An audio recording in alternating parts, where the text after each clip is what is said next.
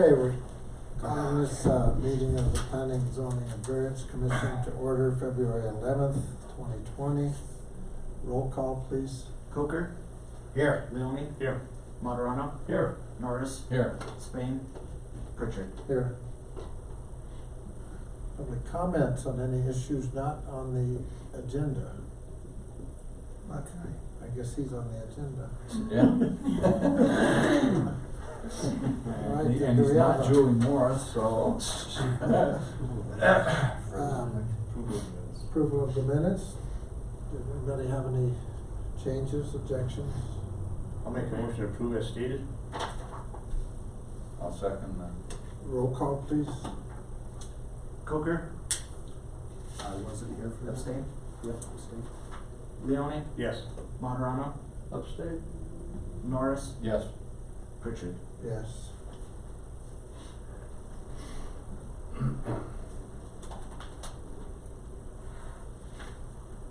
Okay, now to the agenda. New business, do we have new business? Yes, I just wanted to inform the commission that Julie Morris had applied to sit on the commission, and she did go to city council, and she was seated on our commission. But then a situation came up in her life, and she decided she needed to not be on the commission. So she was very apologetic to everyone. I'll be darned. Yeah, I was disappointed. I thought she'd be great on the commission. So we do have another opening. The city clerk will be advertising, but if you know of somebody that might be good, please encourage them. Okay. Thank you. Okay, public hearing, we're gonna open this for Rocky Mountain Tillage LLC. Anyone to speak on behalf? Just staff report. Oh, sorry, staff report first. Okay. I'm sorry. Thank you, Chairman. Please, time. Okay. Rocky Mountain Tillage LLC is requesting approval of their conditional use permit to allow for outdoor cultivation of marijuana at a property with a previously approved conditional use permit for indoor retail marijuana cultivation. This is on Site 17, Trinidad Industrial Park, first file. The applicant anticipates a range of 3 to 14 full-time and seasonal employees staffing the facility. The applicant expects to make improvements to the site related to licensing and security requirements with the intent of using the small outdoor field south of the building and improved site area for the purposes of marijuana cultivation in conjunction with the cultivation facilities located at the Rocky Mountain Tillage facility located to the south. The property is zoned industrial, and it's surrounded by primarily industrial and vacant land in the vicinity.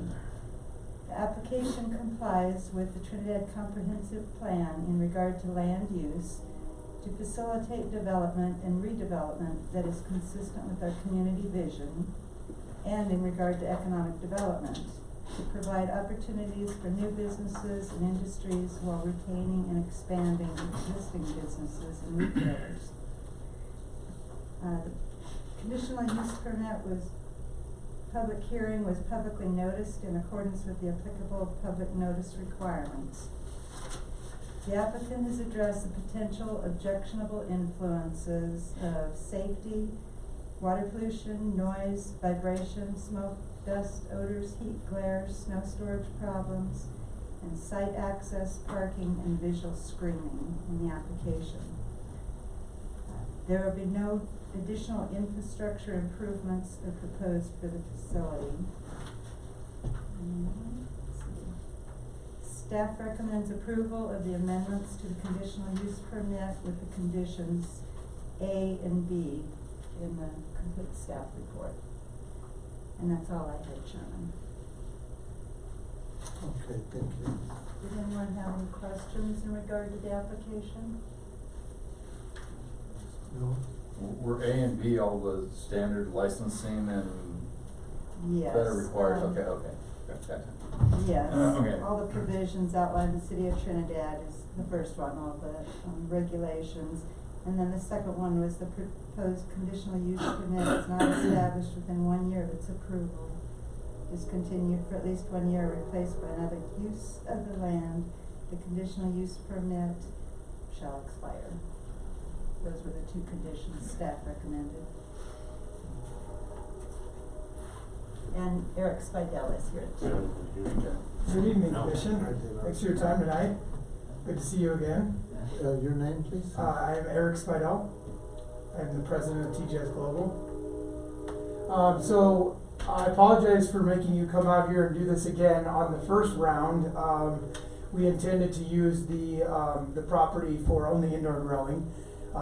As we developed the property, particularly the indoor facility, and kind of revised our business plan, we landed on the conclusion that we would like to use some of the open space within that same lot to also do outdoor cultivation kind of contemporaneously with our southern property. So we had to come out and do another CUP modification. So sorry for not getting it right the first time, but I'm happy to answer any questions you have. To give you kind of a general outline of where we currently are in the process, the last CUP that was approved, I believe it was about 4 months ago, we have completely built that facility out. We are about 2 weeks from occupying it. That is where all of our indoor cultivation will be happening. So that is where our mother plants will be grown. We will grow roughly 1,800 of those plants. We will cut those plants down into roughly 40,000 total clones that will be what is used to the southern property's fields. And so the reason why we actually decided to ask for an additional or modification to the outdoor cultivation is that we recognized that we had 1,800 very high quality mother plants that we've nurtured through that process. And once we've stripped them of those clones, they're still viable to flower and to produce. And rather than using a tremendous amount of electricity and energy inside to grow them through the summer, we felt it was more economical for us to actually take those outside and actually produce and yield product in an outdoor facility. So we'll actually just, the benefit of that is that these plants will have gotten about 3 months advance growth than our outdoor fields. So these would be much bigger plants. So they'll grow, they will yield much more than our fields to the south. But we want to do it in the most economical way, so that's why we're requesting modification today. Will you have the same security on this new field as the existing fields? Similar, the same requirements, chain link fence, barbed wire fencing, barbed wire on the top. We won't have concertina wire like we do on the southern property, but we will still have the barbed wire. It'll be fully screened. The benefit of this facility, though, it's actually a little bit more secure, I would say, than our southern facility in the sense that it is fully occupied at all times. It's not only secure in the sense that it meets all the same regulatory requirements, but all of our staff actually parks up there, and all of our management's up there, and we have 2 security guards, one that's posted up at that gate because that's our main gate, and then the southern property has one as well, kind of at that main gate. The benefit of us actually buying and establishing this new lot as a kind of the head house or the forward-facing piece of this larger master development is that we actually kind of cut off access to that dirt road that goes down the side, and now you're forced to use our main gate to come in. You kind of have to do a loop through us, and you go through the back and then gain access to that road. So we've actually became more secure in my eyes, and a lot of our staff has recognized that. It's that they actually feel a little bit more secure. People aren't driving down that road kind of erroneously. Even UPS is having a hard time getting down there, which is a good thing. You don't want them driving down. So that little road on the east side of the train tracks, you Right. guys aren't utilizing that road anymore? We do, but we have a fence, or we have the gates closed all the time, and now you go through the 36900 property, which has automatic gates there. You actually have to drive through the back and kind of between the buildings, and then you kind of pop out, and then you end up back on that road. So you actually still utilize it to get down there. you can't just accidentally end up on it like you used to. And then, of course, you're gonna see me here in a couple months as we progress on our master development of the larger picture of what all that development site's going to look like with a new road on the east side, east side of the property. And then we'll be putting in all of the road, all the utilities, the water loops, the hydrants, all that for our master development plan going into 2020. Is, there's gonna be further development south of the existing grow now? So we are, so we own 140 acres, everything from Memorial Road to basically the south end of where the current industrial park is. Oh. And so we have really 5 plats that we're actually utilizing currently. One is the Memorial Road, which is the one we're talking about tonight. And then we have the 4 that are basically that square and balanced proportion in the middle of the land. And then we have kind of a dead zone in between there, and then we have everything about 75 acres to the south. And so the intention is that we, when we originally got the approval on the CUPs of the 4 properties many years back, 3 or 4 years back, we, one of the pieces or requirements was that we needed to finish the road on the west side. Through a series of all events, mainly due to the railroad, we could not establish a reasonable plan that we felt was economical to build the road on the west side. Particularly because they would not allow us to tap into their culvert pipes without, hydraulic testing of the entire mountain that really just benefited them. And then, of course, they wanted us to put retaining walls basically along the entire side of the tracks to prevent erosion control, all these additional additives or extra needs that would have cost probably or almost doubled the project cost. We originally estimated it at about $800,000. By the time we got done with all of the railroad concerns, I think we were in excess of like 1.8 million. And so we went back to the drawing board, and when we did that, we decided to reestablish the kind of the overall business plan of what we wanted that whole property to look like. Kind of serendipitously at that same time, I got in contact with the owner of the north lot, which is the property we're talking about tonight, and I was actually able to acquire all of that land from him. And so that changed everything. And so once I acquired that from him, that allowed us to reconsider kind of more of a master development long-term commitment here to build out the entire 140 acres. Mm-hmm. With that came the need to also build the road. So then we went back to engineering and said, hey, can we move it to the other side? And is that more economical? And it turned out to be definitely the case. So we've been working with the fantastic team we have here on developing and submitting plans to not only build the road on the east side off of Morrill Road all the way down south. I think it's about 6,000 feet long, but also to replat all of the zones in a kind of a more uniform fashion. Right now, there's one large 75 acre plot to the south. There's 4 random plots in the center that we're currently using. And then there's, I think, 4 or 5 more kind of chopped up in between there. Not very advantageous for a long-term growth plan. Even on a resale value, they didn't really make sense because when you put that road there, there was a lot of slivers and kind of weird platting that really didn't make sense. And so when you see me next, we'll be talking about not only the road and establishing that, but replatting those into uniform, roughly 10-acre sites. And what that really does for us is it allows us to license each one of those plats from the state, which allows us to kind of grow the plant counts uniformly, versus right now we'd have 75 acres with one license on it. It would take me about 10 years to get to a plant count that I could actually utilize that space. So it didn't really make sense. So we're trying to carve it up into a size that makes sense and is conducive with the licensing structure and the plant count limitations that the state mandates. So big project, a lot going on there. So you will, down the road, you'll see a subdivision application come in that will modify it. Yeah. tonight we're just focusing on Right. that lot 17 and that small outdoor. What about your cameras?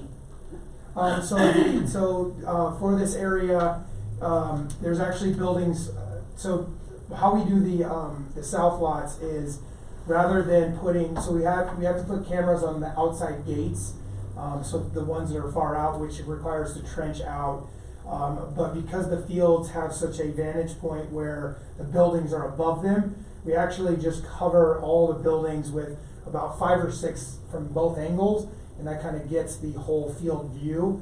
We're basically following the same camera layout that we did on the southern lots. So there's additional cameras on these lots? Yes, absolutely, yes. For this particular area. So when we did the original proposal that you approved 3 or 4 months ago, there would have only been cameras showing on the exterior edges of the lot, kind of outward facing. We'll be adding, I think it's a total of 12 more cameras that will be placed on the buildings near this area that will be facing the fields. So, how are you going to pick up your water on these new place? What do you mean by that? Okay, where are you picking up your water on the new place? Where Do you have backflow valves on the new place too? Yes. Already absolutely. installed? Yes, yeah, that was part of the current build. Okay. Yeah, we just actually installed those recently. All of the internal plumbing was redone in that building. So the last thing we were here, we were looking for not necessarily a variance, but a temporary period of time where we were allowed to utilize the facility. And that was just for the harvest. Now we're actually going into cultivation. And the difference now is we've gone through the build, now we're on the other side of the build, and now we've met all the normal building requirements, and now can continue to grow inside, which we'll have a backflow permit from. Any more questions? Well, okay, so you got the indoor grow, CUP grow on the property you're talking about right now? Yes, correct. And there's a plant count to that? Yes, it's 1,800. Okay, and so basically those mama plants, after they're done, you're gonna just take them outside and put them in the ground and flower them? Correct. Okay. So I guess my question is, a mama plant that's, 5 feet tall and a seedling, they both count the same on a plant count? Yep, they do. Yep. It doesn't have anything to do, okay. Yeah, a plant's a plant to them. If you grow a giant 12-foot tree compared to a little plant, they consider it the same. Right. And so that's kind of the benefit of it, and that's really what my team came to me and asked and said, I find it more practical that we can utilize all that growth that we've already incurred, and take the win of the sun and the outdoor by moving them outside versus wasting all this electricity inside, growing them indoors for really no purpose when we have beautiful Trinidad and beautiful sun to harvest them. What is your estimated time for your road? Do you have an estimated time for that at all? So we would actually probably be close to approval, I would think, probably in like September, or I think it was August or September was the plan. But we're pushing that out a little bit because we can't replat the current lots until we've harvested, or because if you actually approve it prior to that, all of a sudden the lots will shift and there'll be plants cut off on the lots. So we're actually timing it with Georgie and the team so that hopefully the approval happens just shortly after we harvest, and then we're going to get to work right away. And we'll finalize all that road construction development agreement in the subdivision process down the road here. Okay. Well, thank you very much. Thank you, appreciate it. Georgie, do you have anything to add? No, just that staff recommends approval with those 2 conditions. Okay, we're gonna Anybody here? discussion. Yeah. There's nobody here. Anybody here to object? You got to say it. Okay. The winning night. You skipping the top, I'll try to be a little more formal. Yeah. Anyone to object? No. Okay. Any questions, discussion? I I think these guys always do an outstanding job. They're planned out, plotted out. It sounds to me like they have a great business plan and they're tying it to work in everybody's favor. Yeah. So do we have a motion? Did you close the hearing? You have to close the hearing. I thought I did. Close this hearing. It's been a while since I've been chairman. You're Russell. Go ahead, now. I'll motion to approve. I'll say. Approve Roll with the, call. I'm sorry, approve with the conditions or? With the, yes, with the conditions A and D, correct? B. B, sorry.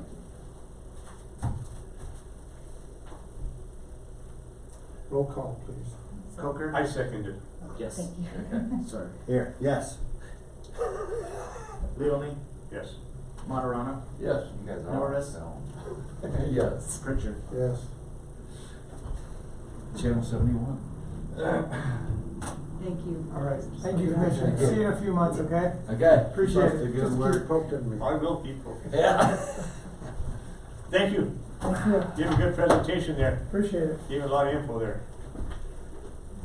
Well, I hope next time you're a little bit more familiar with the project and Hey, so just what's gonna keep us from overproducing? I mean, with all the weed, I mean, what's gonna generally keep us from Trinidad turning to or the Oregon market? or Oregon or, I mean. You know what's interesting, the market has really shifted in the last year. So 2 years ago, we were at the absolute floor of the market where the average market price per pound was approaching under 600, which in most indoor grows is actually below their costs. And so it was looking pretty bad there for a little while. At the same exact time, the I guess, beacon of light presented itself, which was federal legalization of hemp, which moved a lot of the growers in Colorado, particularly very experienced growers, into a different line of work as they watched that bottom kind of fall out from under them. So we saw a complete reversal of the average market rate in 2019, where in September it reached 1,700.